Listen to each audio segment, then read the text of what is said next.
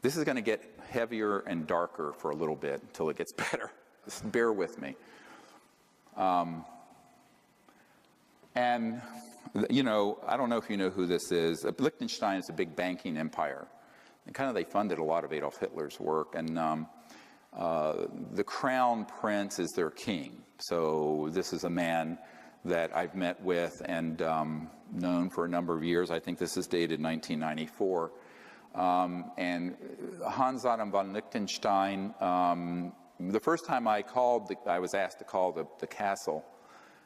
His butler or someone picked up, and then he was immediately put on, and we talked, and he says, well, I don't want to talk on the phone too much, but we should meet. And these letters, this and you can go to the next one also.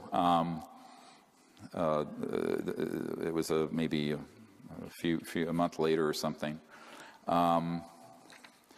Was from the castle, Vaduz, and this is the actual letters. He basically said to me, you know, let's get together. And I think he was wanting me to come to Europe, and I said, well, I'm too busy. I'm working as a doctor. And then it ended up, and although it's not reflected in this letter, he came to New York and stayed at the Four Seasons Hotel there in Central Park. And so he invited me over, and I had a meeting with him. But he says, from what I know of your assessment is correct about the group, this cabal, which is controlling the issue we discussed, UFO. I suspect they have very good reasons not to inform the public, and therefore I am highly skeptical about your chances of success. But he still wanted to meet. So I said, okay, let's meet. So this is where it's going to get into some shock and awe. I'm going 94 in July. I go up and meet with him at the Pierre Hotel, Four Seasons. And the reason he didn't think it could succeed is that he told me the ETs wouldn't allow it. They wouldn't allow disclosure to happen. I said, excuse me, we're making contact, and it's clear that, you know. He said, well, let me tell you what happened. So he was involved with a lot of UN programs and also with George H.W. Bush, the first President Bush, and a man at the UN named Perez de Cuellar, who was the Secretary General at the time. I had done briefings with the predecessor, with the one after Boutros Boutros-Ghali.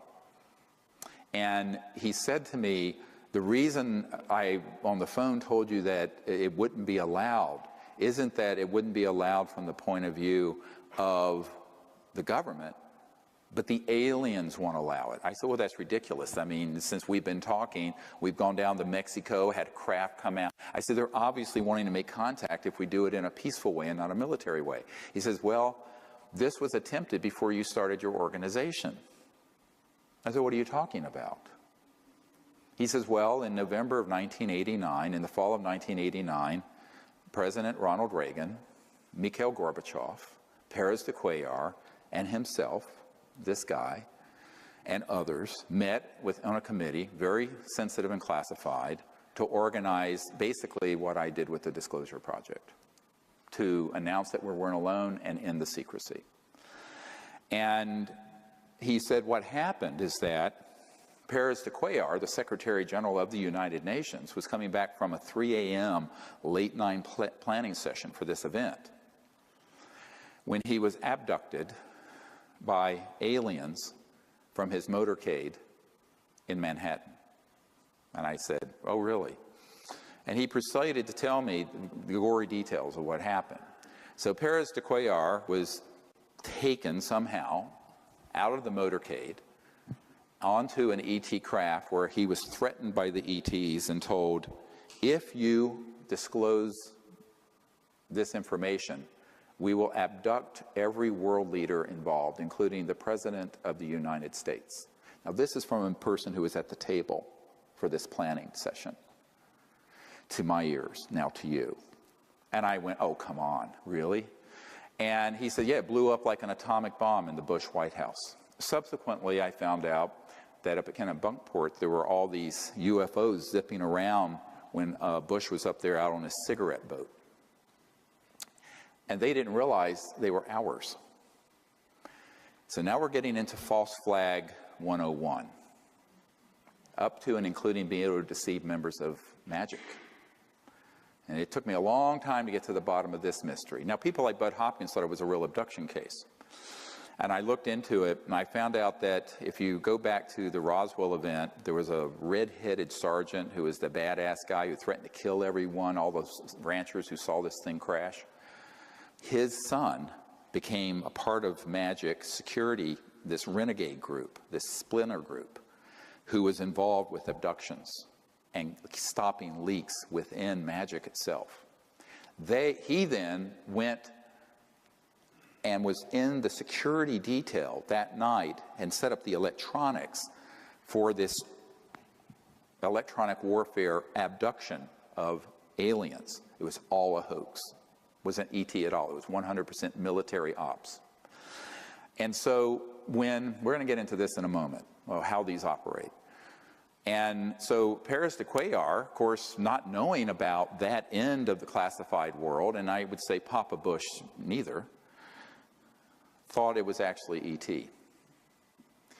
And it blew up, as I said, like an atomic bomb in the Bush White House. And Gorbachev, they pulled the plug on the plans to do disclosure and end secrecy in 1989 at the end of the Cold War. And I think it's strange that in January of 90, 2 months later, it's when I had a contact event at my house in North Carolina with an ET and that said basically, pick up what you've dropped. Do this, what you left and behind as a teenager. Pick this up again. Someone's got to pick this up. But maybe that's a coincidence. But Paris de Cuellar thought that that was an actual alien abduction. And I said, well, with Your Highness, with all due respect, there are technologies that would facilitate this kind of deception. And the military term, so you know it, is a false INW, or a deceptive INW, indication and warning. And it's basically like the Gulf of Tonkin event in Vietnam. You basically exaggerate or hoax an event that then manipulates policymakers. So this was the ultimate takedown of official disclosure, which was about to happen in 1989. Got it? 26 years ago, November 1989. So here we are in 2015, and it took a lot to piece all this together, and I began to look into what the electronics were with this and what kind of technologies they might have. And one bit of insight that the prince had, he said, so he told me that the reason he was funding the abduction groups is that he was convinced that there was an existential threat from outer space. That's been the Sub Rosa plan since the 56. And that he wanted people to hate the aliens enough to pay the blood and treasure of World War III. And he also wanted it to be eschatological, where it would result in the end of the world so that Christ would return and the good folks would go up in a flying saucer, I guess, with Christ. Now, this is what he was telling me. I'm just listening. And I'm going, whoa, this is like, woohoo. And he was completely convinced that this is what needed to happen. This sort of end of the world, eschatology is the study of the end of the world event, and that's why he was putting so much money in and providing so much funding to Mac and David Jacobs and Bud Hopkins and all this. And he told me, he says, I'm going to stop funding John Mack because he's become too positive about contact, and I only want to fund people who are going to put things out there that scare people and make them hate the aliens. He said this. So I went, oh boy.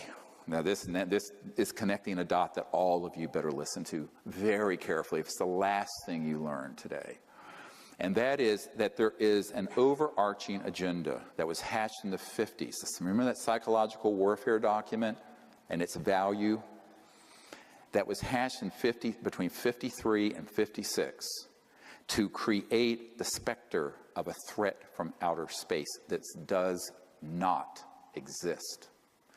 Werner von Braun stated on his deathbed, and we have the testimony of his assistant, that he said they will first have the Cold War, Then we decided there would be nations of concern, then global terrorism. We have this testimony from before 9/11.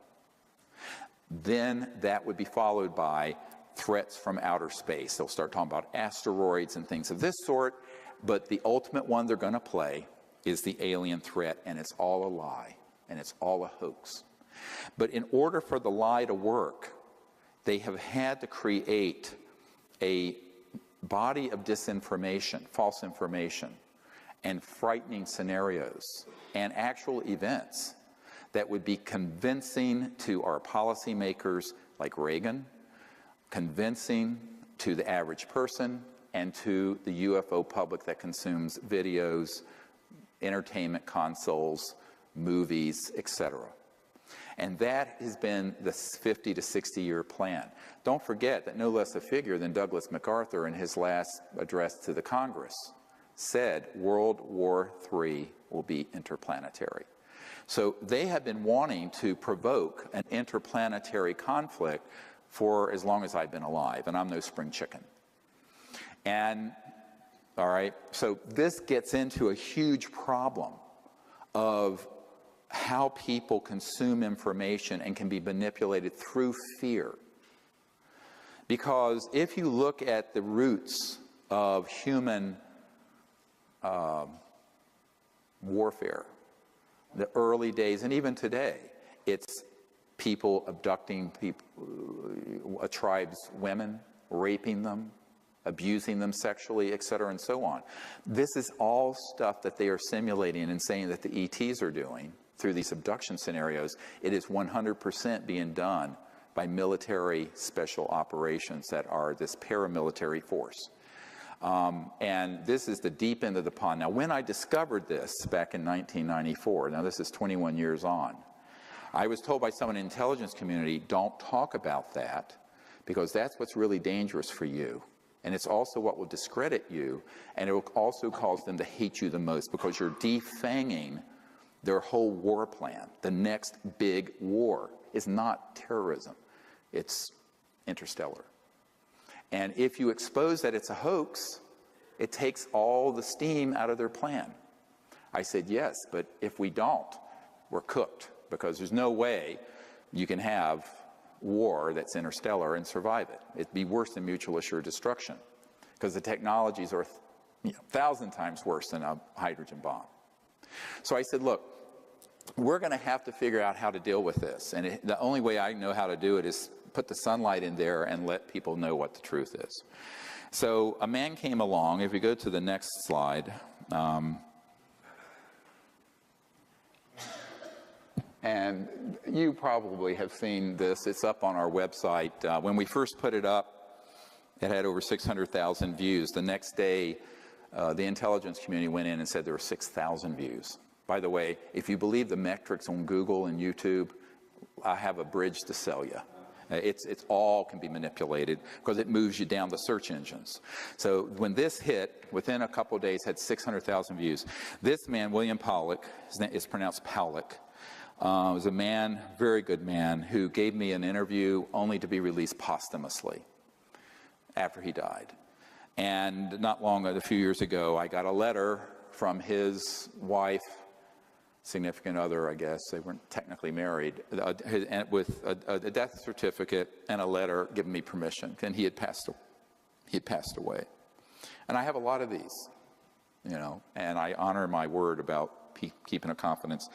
So what happened is that he gave me this interview, and in it, he talks about the development of RF radio frequency chip implants back in the 70s and 80s. And when he was developing, it was totally an accidental thing that happened. He was with a company that developed it. He then got called into the CIA, and they started doing special programs for the CIA to develop it. And at a certain point, Siemens in Silicon Valley manufactured 2 billion of them, with a B, of these RF chips. And the way they work, I mean, they can be so miniaturized, you could eat something with it, it has a radio and it can transmit not only where you are, but the really advanced ones have a neurophone capability to control thought and behavior. Very sinister stuff. So you can actually do a lot of psychological warfare with these RF frequency chips. Now that was the early stages in the 70s and 80s. Now you figure, 40 years later, they're more and more and more and more sophisticated. And as I've watched the whole UFO subculture sort of get involved with this whole fascination with abductions and implants, I went, yeah, but EG&G is on one of the plants is on the edge of the Area 51. They're the ones manufacturing the implants that you're taking out of these abduction victims. Absolutely. They're not coming from outer space. They don't need that. If you're interstellar, you're transdimensional. If you're transdimensional, you don't need an RF frequency plant chip to track anybody, because their technologies are way beyond that. I said, this is human, 100%. And you better wake up. And so Powlett gave us this interview, and it was one of a dozen data points that I began to accumulate. And then, not many years ago, I get a document, the next one, which is chilling. Has never been shown.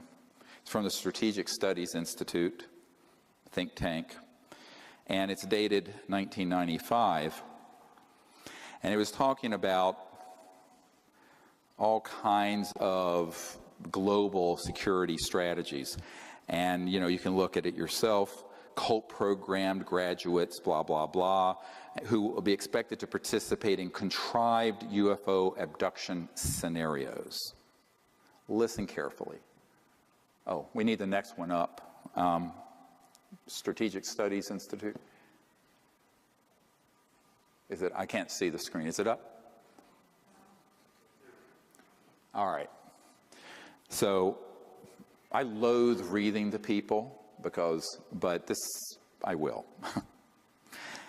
And number 2, create a global UFO cult, which will involve, this is what needs to be done in order to actuate this false flag operation, that will involve the abduction of citizens so as to foster an illusion that this Earth is facing an extraterrestrial invasion. UFO abductees of preference will have an experience in computer technologies, since that expertise will be required in future technocratic RMA scenarios. Use of experimental drugs, holographic projection capabilities, directed energy technologies, I'll get into that in a moment, induced auditory input. These are the neurophones I mentioned that Werner von Braun said the most dangerous thing is the neurophone, non-local things that can be done to make people think they're having an experience when they're not.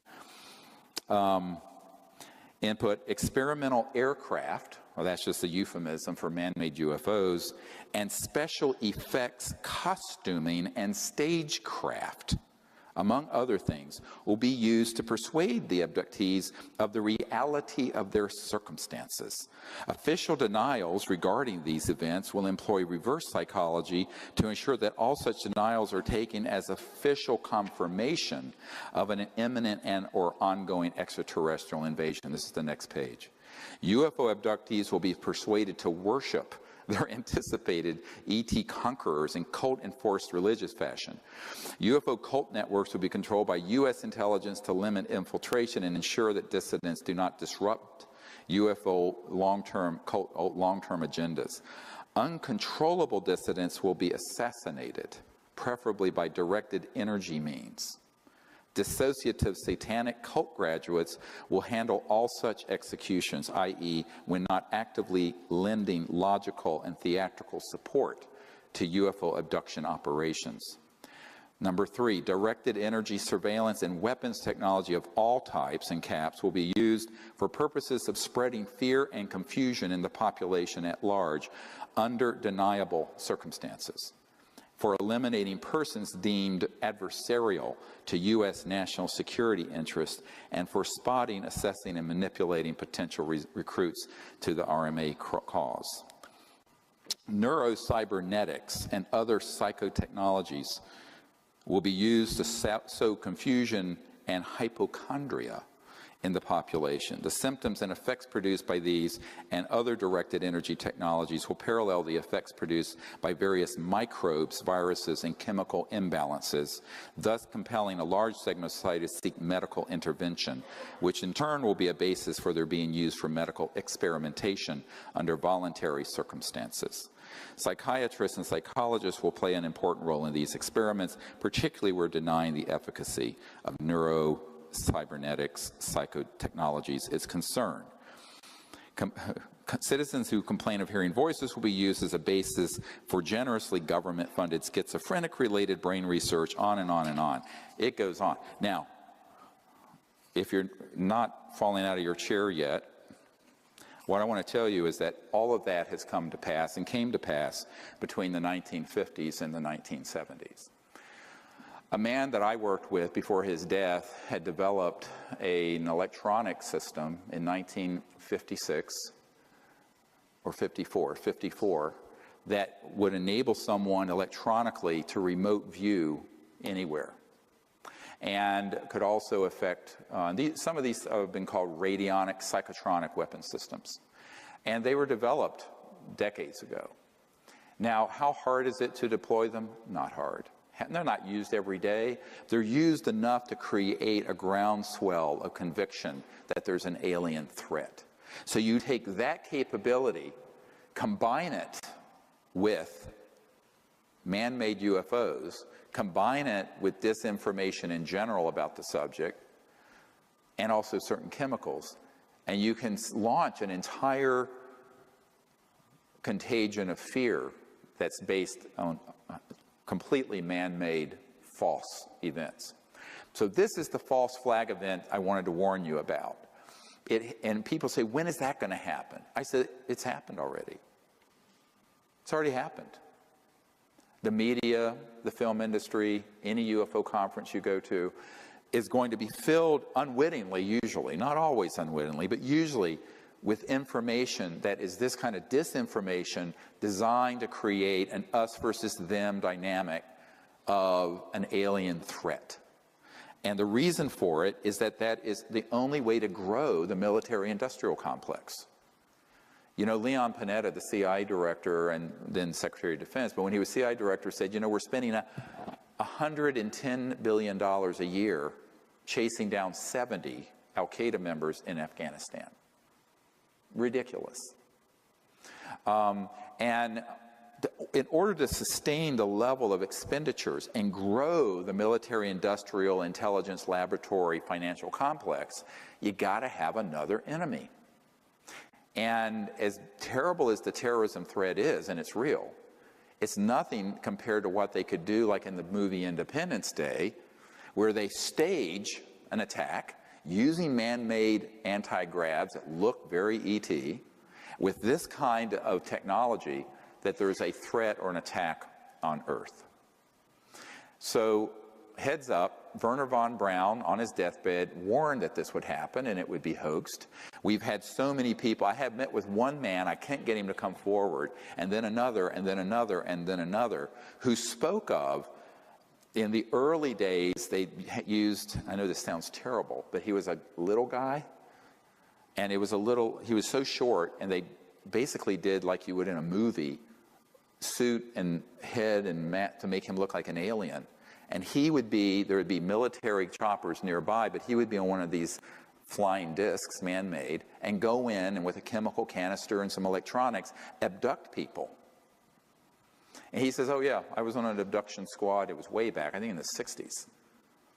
They've gotten better, and I say better, and they've become more efficient because over the decades they've developed little creatures that look like an ET.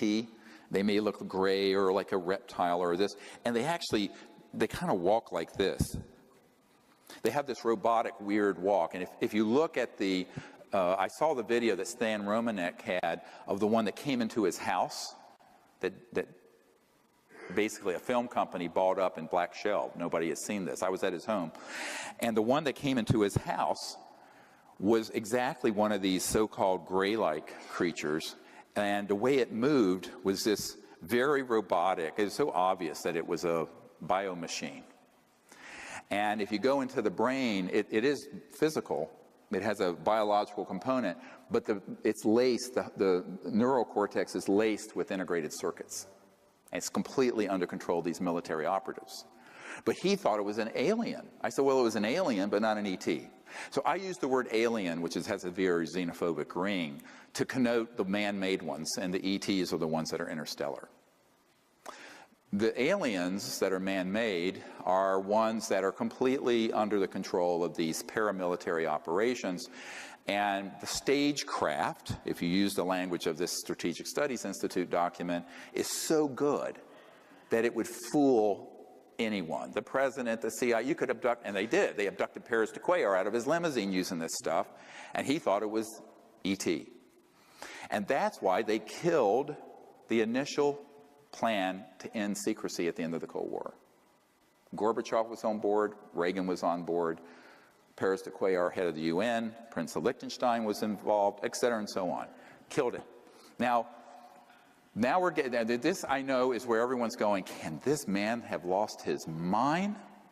Every word I'm telling you is true. This is the heart of the secrecy. How do you convince people there's another species to hate?